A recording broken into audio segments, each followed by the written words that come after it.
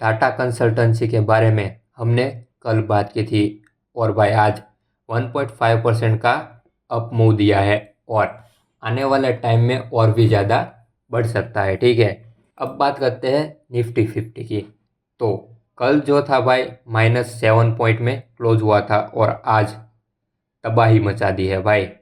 मतलब कि भाई जो प्रीमियम थे वो 700% तक बढ़ गए और बैंक निफ्टी जो है उसने भी भाई तबाही मचा दी। बैंक निफ्टी के लिए मैं श्योर नहीं था कि भाई आज प्लस में क्लोज होगी। ठीक है, उसके प्रीमियम में भी 40% तक की बढ़ोतरी हुई है। अब एक बंदे का मुझे मैसेज आया था कि भाई जीटीएल इंफ्रास्ट्रक्चर में फंस गया हूँ, क्या करूँ। देखो भाई, आपको पहले भी मना किया है, ऐसे जो पेनी स्टॉक होते हैं उसमें इन्वेस्ट मत करो। वो जो तुम रील देख देख कर इन्वेस्ट करते हो ना भाई, उसे इन्वेस्टिंग नहीं कहते, छपरीगिरी कहते हैं। जब भी मौका मिले भाई जीटीएल इंफ्रास्ट्रक्चर को एग्जिट कर दो। हो सकता है कि आने वाले टाइम में बढ़ भी जाए, लेकिन भाई उसकी क्या गारंटी है बताओ, कल किसने देखा। हो सकता है कि आपका जितना पैसा है वो भी डूब जाए। सबसे मेन बात है कि कैपिटल बचाना है भाई। अगर कैपिटल होगा तो आगे भी प्रॉफिट कर लेंगे।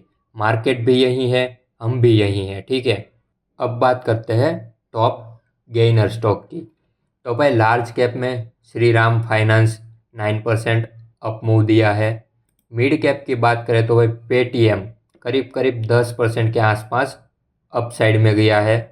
स्मॉल कैप की बात करें तो भाई हमारा राजा एनर्जी 7% तक अपसाइड मूव दिया है। ठीक है, अगर टॉप लूज़र की बात की जाए तो United spirit 1.97% down, Avenue 1.93% down.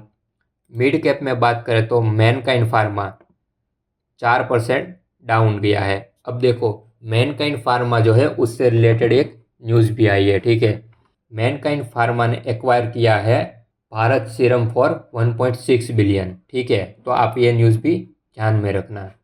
और स्मॉल कैप की बात करूँ तो भाई साइंट ने 5% का लो लगाया है। ठीक है, अब बात करते हैं कि स्टॉक मार्केट से रिलेटेड कोई न्यूज़ आई है क्या जो कि हमें ध्यान में रखनी चाहिए। ठीक है, तो सबसे पहले तो मैंने बता दिया कि भाई मैनकाइंड फार्मा जो है वो भारत सीरम को एक्वायर करने वाला है। और उसके बाद आती है आईटीसी। आईटीसी जो है करीब करीब 20,000 करोड़ इन 5 ईयर फॉर ऑर्गेनिक ग्रोथ में इन्वेस्ट करने वाला है।